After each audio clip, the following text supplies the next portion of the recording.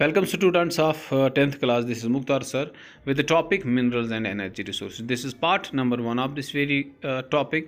आप इसमें समझेंगे कि what minerals are. अगर हम किताब को देखें when we go through the book, the definition is written over there by which it means a naturally occurring substance having a definite chemical composition or homogeneous internal structure.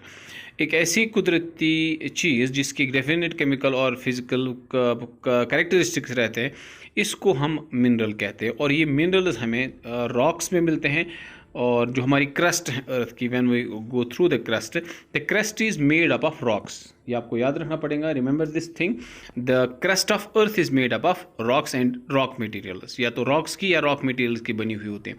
और ये rocks made up of जो होते हैं, ये rocks क्या होते हैं, they are aggregate of minerals. ये रॉक्स भी मिनरल्स की ही बनी हुई होती हैं, ठीक है सर। तो पहले आप याद रखेंगे कि मिनरल नेचुरली ऑकरिंग सबस्टेंस होते हैं जिसके खास होमोजीनियस केमिकल कंपोजिशन रहते हैं, डेफिनेट केमिकल कंपोजिशन रहते हैं, फिजिकल प्रॉपर्टी कैरेक्टरिस्टिक्स रहते हैं।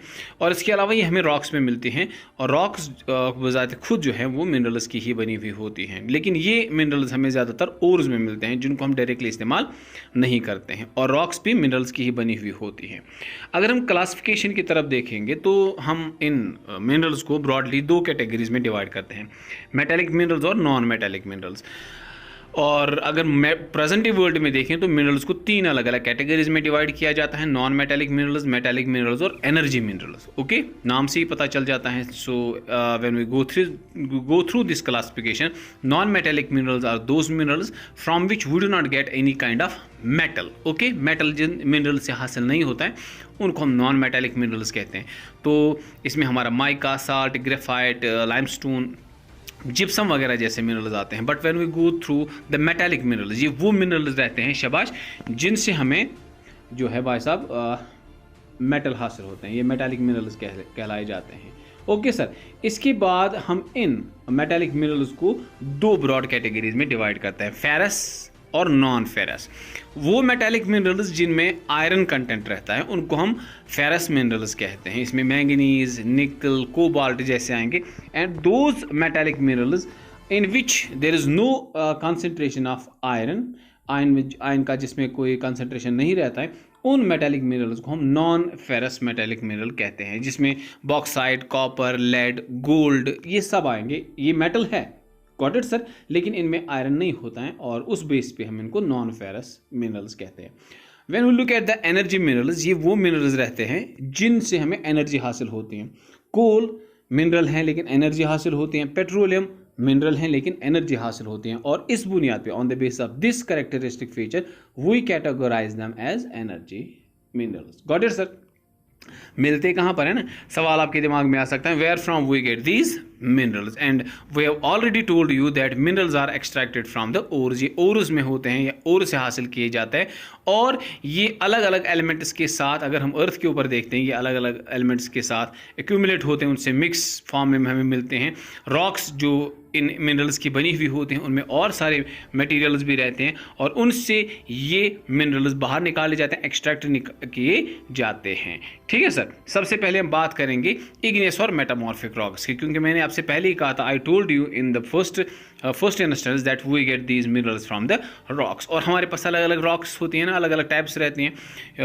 आपने ये पहले ही देखा होगा कि हमारे पास जो बेसिक रॉक होते हैं जिसको हम इग्नियस रॉक कहते हैं, ये मेन सोर्स ऑफ मिनरल्स होते हैं। अगर हम इग्नियस और मेटामॉर्फिक रॉक्स की बात करेंगे, वो एरियाज, वो जोन्स जहाँ पर हमें इग्नियस रॉक्स मिलते हैं, उन इग्नियस रॉक्स के क्रैक्स में, क्रीविसेस में या फॉल्ट्स या जॉइंट्स में हमें बड़े पैमाने पे ये मिनरल्स देखने को मिलते हैं। अगर छोटे पैमाने पे स्मॉलर ऑकरेंसेस अगर होंगी मिनरल्स की तो उनको हम वेन्स कहते हैं, ठीक है सर।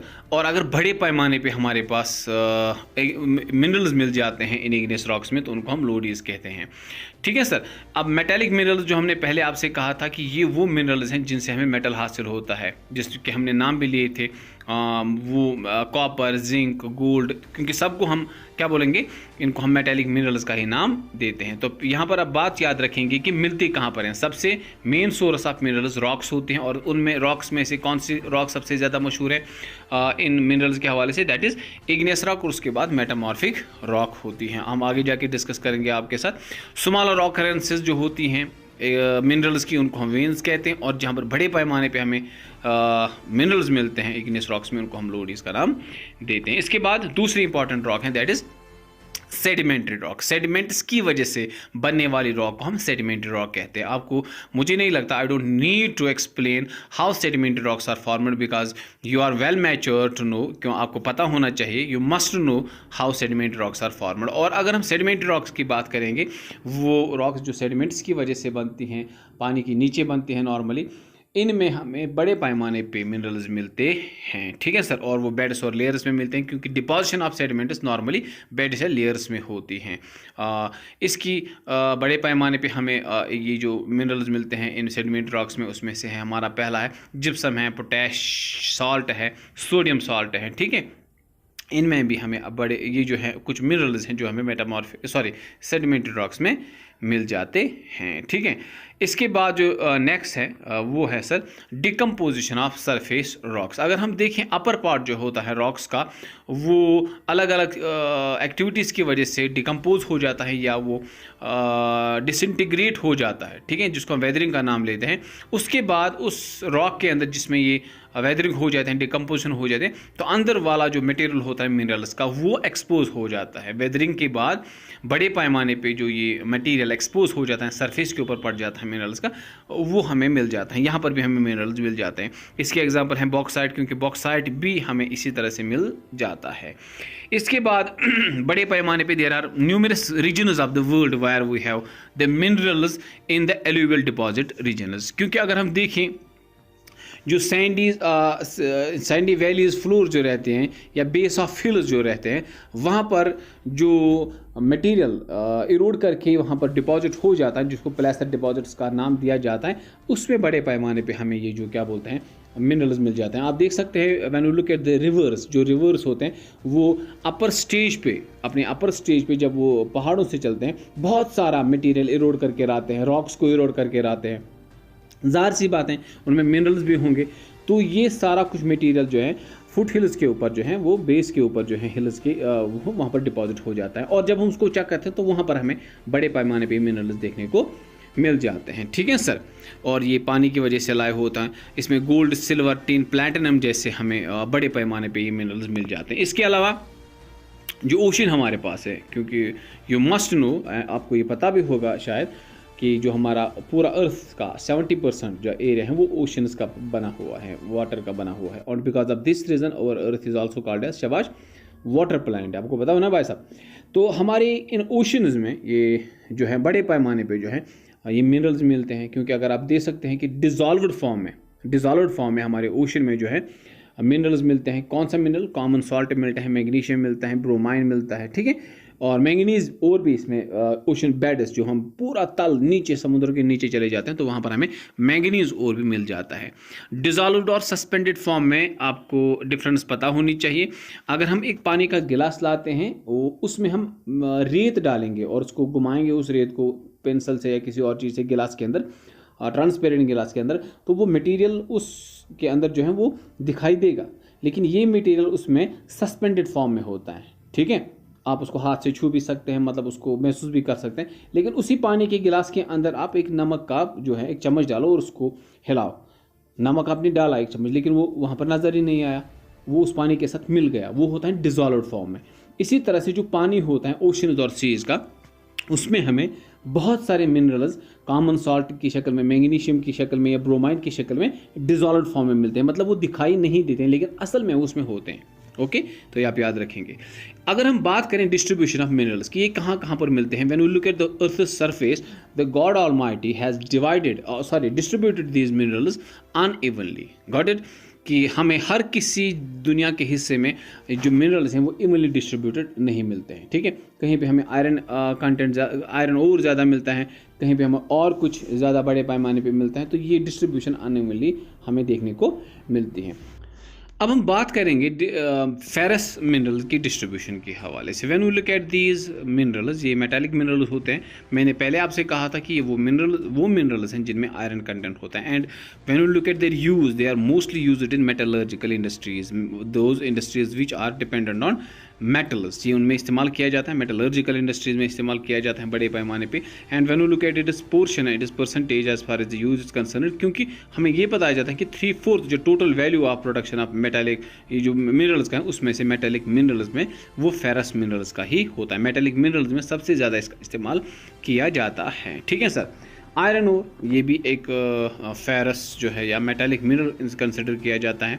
इसमें अलग अलग टाइप्स रहते हैं हमारे पास। सबसे पहला टाइप जो है वो है magnetite iron ore. Iron ore का जो पहला टाइप है वो है मैग्नेटाइट। इसमें जो कंसंट्रेशन ऑफ आयरन कंटेंट होता है दैट इज अराउंड 70%, और ये हाई मैग्नेटिक क्वालिटी का रखता है, हाई ग्रेड आयरन ओर इसको कंसिडर किया जाता है। इलेक्ट्रिक इंडस्ट्री में इसका इस्तेमाल किया जाता है। दूसरा हमारा हेमेटाइट, इसमें 50 to 60% जो है आयरन कंटेंट होता है। इस हिंदुस्तान में वो पाए जाते हैं, वो अलग अलग उसको हमने डिवाइड किया हुआ है। उड़ीसा झारखंड बेल्ट, ये बड़े पैमाने पे हमें यहाँ पर आयरन ओर बेल्ट देखने को मिलता है, आयरन ओर देखने को मिलता है। तो उसके बाद जो दूसरा है वो है द्रग बस्तार चंद्रपुर बेल्ट, ये छत्तीसगढ़ और महाराष्ट्र में पड़ता है। यहाँ पर भी बड़े पैमाने पे हमें आयरन ओर मिलता है, लेकिन यहाँ का जो आयरन ओर है वो ज़्यादातर जापान और साउथ कोरिया को एक्सपोर्ट किया जाता है थ्रू विशाखापट्टनम पोर्ट। तीसरा इंपॉर्टेंट आयरन ओर बेल्ट है बलारी जो है चित्रदुर्गा चिकबंगलुरु, ये है तुमकुरु बेल्ट जो है कर्नाटका है, वहाँ पर हमें बड़े पैमाने पे आयरन ओर देखने को मिलता है। और ये जो है स्लरी फॉर्म में पाइपलाइंस के ज़रिए से मैंगलुरु पोर्ट तक पहुंचाया जाता है। स्लरी फॉर्म आप समझते हैं ना, यहाँ पर स्लरी फॉर्म वो होते हैं कि जहाँ पर सॉलिड्स को थोड़ा सा केमिकल जो है केमिकल्स के ज़रिए से उसको जेली फॉर्म में तब्दील करके पाइपलाइंस के ज़रिए से ट्रांसपोर्ट करने के काबिल बनाया जाता है, उसको हम स्लरी फॉर्म कहते हैं। So the iron ore which we get through this very iron ore belt from the Karnataka, they first transformed into the slurry form and then through pipelines transported to the port through near Mangaluru। उसके बाद जो next है वो Maharashtra Goa belt है। ये गोवा और महाराष्ट्र का जो इलाका है इसमें पड़ता है, चाहे वो गोवा हो या रत्नागिरी डिस्ट्रिक्ट को, यहाँ से भी हमें बड़े पैमाने पे आयरन ओर हासिल होता है। ठीक है सर, और इसको भी एक्सपोर्ट किया जाता है। उसके बाद मैंगनीज जो दूसरा है, ये जो है स्टील और फेरी मैंगनीज एलॉय में इस्तेमाल किया जाता है, क्योंकि आप देख सकते हैं कि जो मेटल्स होते हैं ये नॉर्मली नेचुरली हमें मिल जाते हैं, but there are some metals which are man made in nature और उनको हम एलॉय कहते हैं। और उन एलॉयज़ को बनाने में मैंगनीज का बड़ा रोल प्ले होता है, और उसमें सबसे ज़्यादा रोल प्ले होता है मैंगनीज का।